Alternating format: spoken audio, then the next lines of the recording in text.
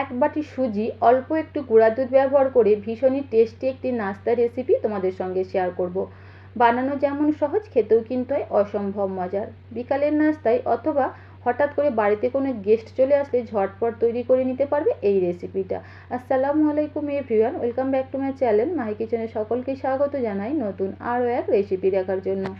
নাস্তাটা বানানোর জন্য প্রথমেই লাগছে এখানে এক বাটি সুজি। এখানে একটা বাটি মেপে আমি সুজিটা ব্যবহার করছি, তোমরাও চেষ্টা করবে নির্দিষ্ট একটা কাপ বা বাটি মেপে সুজিটা ব্যবহার করতে। তারপর চুলায় একটা প্যান বসিয়ে দিয়েছি, প্যানটা ভালোভাবে গরম হয়ে যাওয়ার পর 2 বাটি পানি অ্যাড করে দিলাম। স্বাদ মতো নুন দিয়ে দিচ্ছি, আর মিষ্টির জন্য ব্যবহার করছি হাফ বাটি চিনি। মিষ্টির পরিমাণটা তোমরা তোমাদের ইচ্ছা মতো বাড়িয়ে কমিয়ে নিতে পারো।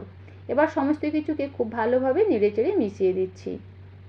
এখানে পানিটা যখন ফুটতে শুরু করবে ঠিক সেই পর্যায়ে চুলোর ফ্লেমটাকে একেবারে লো করে দিয়ে সুজিটাকে অ্যাড করে দিচ্ছি। এবার একটা স্প্যাচুলা দিয়ে অনবরত নেড়েচেড়ে সুজির ডোটাকে তৈরি করে নিতে হবে। খুবই অল্প সময়ের মধ্যেই কিন্তু ডোটা তৈরি হয়ে যায়, আর অনবরত নেড়েচেড়েই কিন্তু এই কাজটা করে নিতে হবে।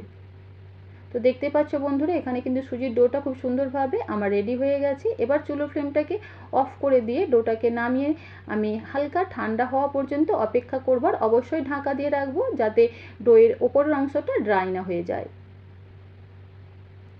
তো এদিকে সুজিটা কিন্তু বেশ কিছুটা ঠান্ডা হয়ে গেছে। তারপর অ্যাড করে দিচ্ছি 1 টিস্পুনের মতো ঘি,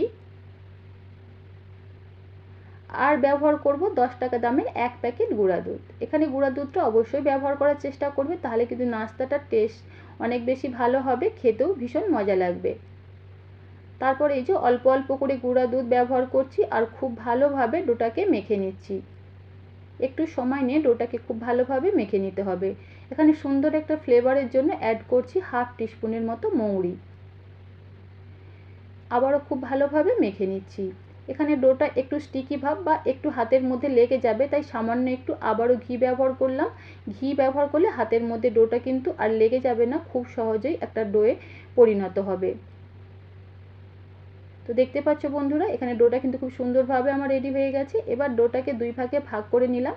একটা ভাগ ঢাকা দিয়ে রেখে দেব, আর অপরটাকে রুটির মতো করে বেলে নিচ্ছি। সামান্য একটু ময়দা ছিটিয়ে দিচ্ছি বেলতে সুবিধার জন্য।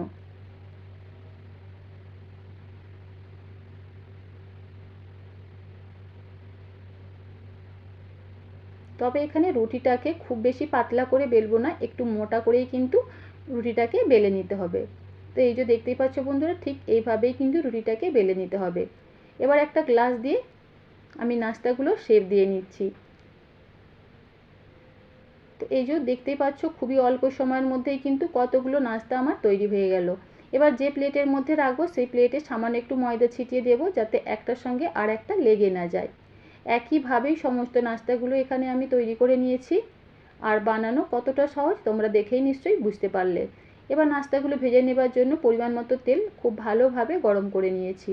অবশ্যই তেলটাকে খুব ভালোভাবে গরম করতে হবে। হালকা গরম তেলের মধ্যে কখনোই নাস্তাগুলো ভাজতে যাবে না, তাহলে কিন্তু নাস্তাগুলো ভেঙে যাওয়ার সম্ভাবনা থাকে। এবার নাস্তাগুলো তেলের ওপর ভেসে ওঠার পর একটা সাইড যখন ভাজা হয়ে যাবে তখন অপর সাইডটাও উল্টে দিতে হবে, আর এই সময় কিন্তু চুলোর ফ্লেমটাকে মিডিয়ামে রেখে দিতে হবে।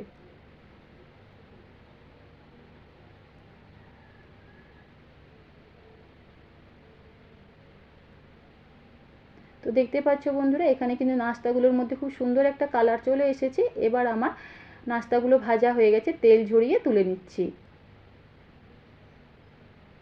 একইভাবে বাকি নাস্তাগুলোও ভেজে নিচ্ছি।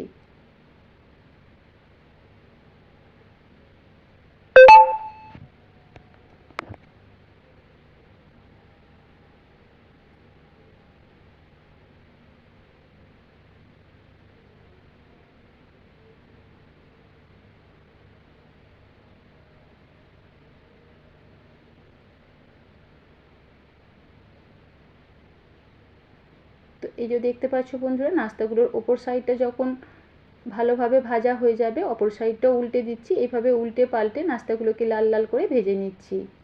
নাস্তাগুলো খেতে কিন্তু অনেক বেশি মজার হয় বন্ধুরা, গরম গরম নাস্তাগুলো খেতে ভীষণই টেস্টি। তো একবার হলেও এভাবে নাস্তাগুলো বাড়িতে বানিয়ে দেখতে পারো। তো এই যে একইভাবেই সমস্ত নাস্তাগুলোই কিন্তু এখানে আমি তৈরি করে নিয়েছি। আর দেখতে পেলে বন্ধুরা, 1 বাটি সুজি দিয়ে কতগুলো নাস্তা এখানে বানানো হয়েছে। আর নাস্তাগুলোর উপরের অংশটা হয় অনেক বেশি ক্রিস্পি আর মুচমুচে। তো আজকের আমার এই সহজ নাস্তার রেসিপি তোমাদের কেমন লাগলো অবশ্যই কিন্তু কমেন্ট করে জানিও। রেসিপিটা ভালো লাগলে চ্যানেলটা সাবস্ক্রাইব করে পাশে থাকার অনুরোধ রইল।